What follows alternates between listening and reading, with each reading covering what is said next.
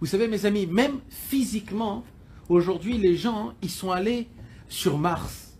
Ils ont envoyé ils sont allés à des centaines de milliers de kilomètres dans les étoiles. Ils sont allés. On a envoyé, ils ont envoyé des choses.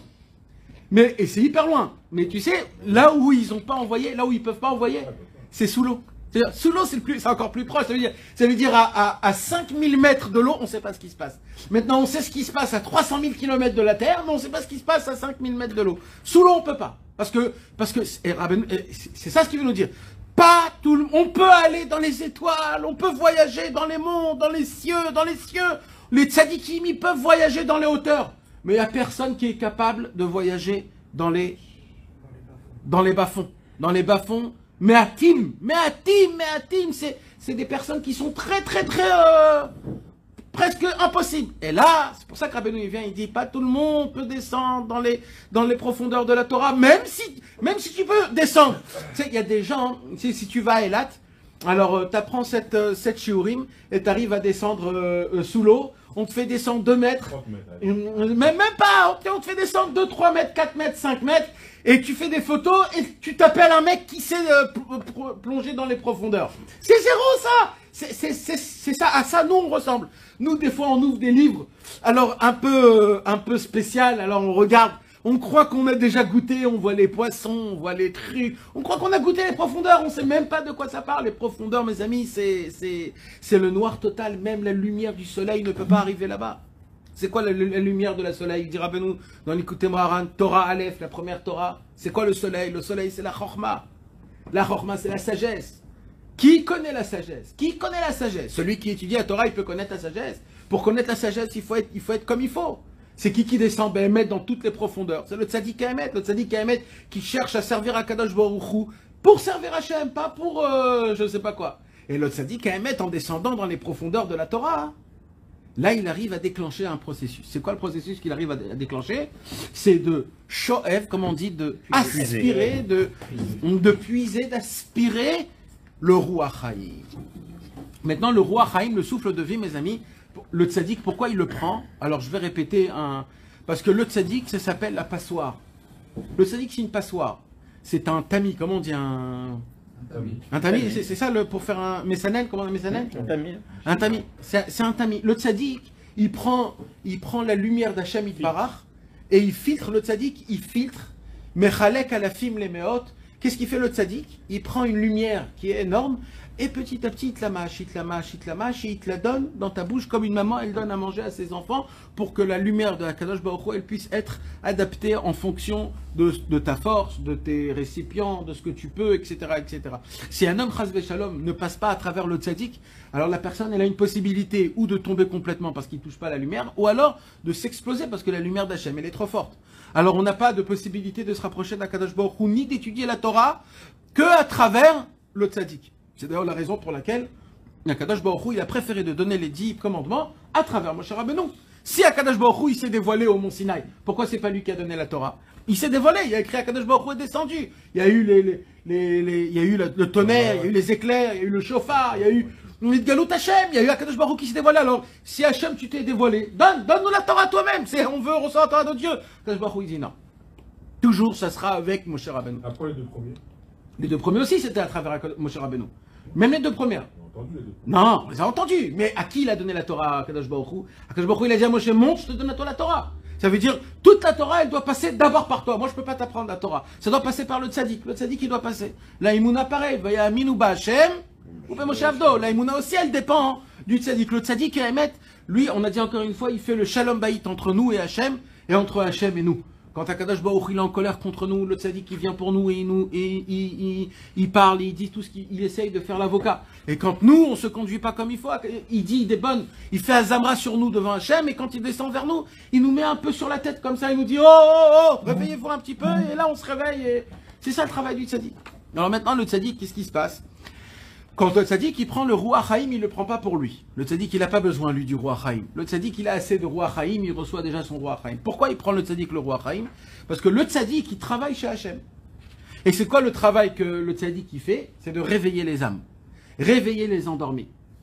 essayer de rafraîchir la mémoire aux gens qui sont venus dans ce monde-ci et qui croient qu'on est venu dans ce monde-ci pour avoir de l'argent, pour travailler, pour être beau, pour kiffer, pour manger, pour goûter, pour aller en vacances, pour s'habiller beau, et ainsi de suite, ainsi de suite. Des gens comme ça, qui ont un petit peu oublié ce qui se passe dans ce monde-ci. Pourquoi on est venu dans ce monde-ci? Le tzaddik, il vient et il nous rafraîchit la mémoire.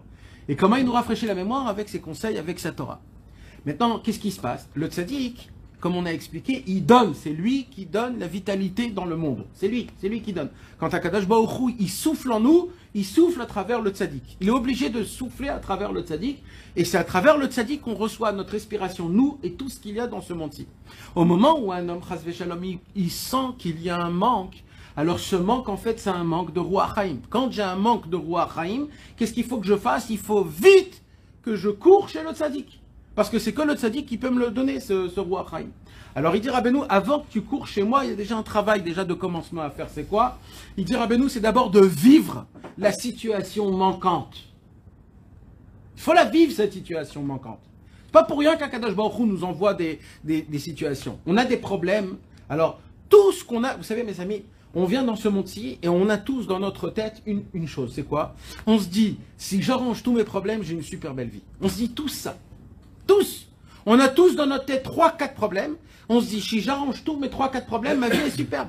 Et en vérité, tu tournes autour de ces 3-4 problèmes en essayant de combler tes manques à travers ces 3-4 problèmes. Rabbeinu, il dit, toute ta vie, elle va en fumée, elle va partir en fumée à cause de ça. Il dit, Rabbeinu, c'est un dimion. Il dit, Rabbeinu, c'est un dimion. C'est une illusion, c'est faux. Il dit, Rabbeinu, le manque, en vérité, il est chez le tzaddik. C'est que chez le tzaddik qu'on peut combler les manques.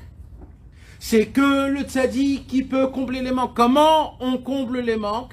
Alors là, on a une question qui vaut 1 milliard de dollars, la question de toute la vie. Et comme d'habitude, Rabbeinu va nous donner une réponse la plus simple possible, et c'est ça qui va nous briser tout. Alors on a une possibilité ou de croire, ou de se dire, ouais, peut-être. Alors mes amis, renforcez-vous dans ce que Rabbeinu il dit, parce que on a vu déjà tellement de psukim, on a vu tellement de Torot, on a vu tellement de commentateurs, de combien c'est important. Rabbeinu, il vient, il dit, quand un homme, il soupire en s'attachant avec le tzaddik, à ce moment-là même, qu'est-ce qu'il fait? C'est quoi le soupir? Il dit Rabbeinu. Le soupir, c'est une prière sans mots. C'est quoi? C'est comme si un homme, il n'a pas de respiration. Un homme ne peut pas respirer. D'accord? Chas v'shalom, un homme ne peut pas respirer. Il est à l'hôpital et on lui met le masque à respiration, le masque à oxygène. D'accord? Maintenant, qu'est-ce qui se passe si le monsieur, son masque est tombé? Si le masque est tombé, qu'est-ce qui se passe? Tout de suite, il y a la sonnerie qui sonne chez le docteur. Et là, le docteur, il doit tout de suite vite venir pour mettre le masque. Rabbeinu, il dit, quand un homme, il sent dans son cœur, il sent un manque matériel ou spirituel. Il dit à ce moment, alors on va plutôt parler des manques spirituels parce que c'est les manques, c'est surtout ça le vrai. Les autres matériels, ça va et ça vient. Aujourd'hui, t'en manques, demain t'en auras. Mais le manque spirituel, c'est un manque que si on ne travaille pas dans ce manque-là, il n'y aura rien qui va faire. Donc ça veut dire il faut... Alors il dit, Rabbeinu, qu'est-ce qui se passe quand un homme il a un manque dans la Avodat Hashem? Ça veut dire qu'il n'arrive pas, il sent qu'il fait des fautes et qu'il n'arrive pas à s'arrêter avec ces fautes-là. Il sent qu'il essaye dans tous les chemins, dans tous les inanimes, il n'arrive pas. Il dit, Rabbeinu, à ce moment-là même, il faut que tu fasses le travail du monsieur qui est à l'hôpital et qui n'a pas de respiration. Pas de masque à oxygène. Et qui n'a pas de masque à oxygène. Quoi? C'est quoi? Il dit, Rabbeinu, tu dois sortir toute ta respiration. Tu dois prendre une grande respiration. Arichat apaim, il dit Rabbeinu, arichat aneshima. Et tu dois respirer que l'air il rentre dans le ventre, pas dans les poumons, c'est-à-dire de gonfler le ventre. Pourquoi? Parce que dans le ventre, il reste des respirations très anciennes qui sont mauvaises. Spirituellement, ce sont des mauvaises choses que tu n'as pas envie qu'il reste. Il dit Rabbeinu, et quand tu remplis ton ventre de ta respiration, et là tu fais un soupir. Oh, et là tu fais sortir en une seule fois toute la respiration. Il dit Rabbeinu, au moment où tu sors, au moment où tu fais le soupir, en prenant la respiration et en sortant l'air, il dit à ce moment-là, tu n'as plus d'air. Il dit Rabbeinu. Et quand tu n'as plus d'air, dans le ciel, il y a quelque chose qui s'allume, comme un SOS. Un tel n'a plus d'air. Donc il faut attirer de l'air de quelque part, c'est très vite, c'est une sakana, on a 2 secondes pour ça, un homme il ne peut pas tenir sans. Tout de suite, on oblige le tzaddik à respirer en nous, Et là, le roi Chaim du tzaddik qui vient et il me comble mes manques. Comme ça se passe, mes amis. Maintenant, pour faire ça, il y a des niveaux, bien sûr. Il dit Rabbeinu, mais même un homme le plus simple possible, même un homme qui n'a aucune connaissance, juste qui s'attache au tzaddik en faisant le soupir, à ce moment-là même, le tzaddik le remplit de Ruach Chaim.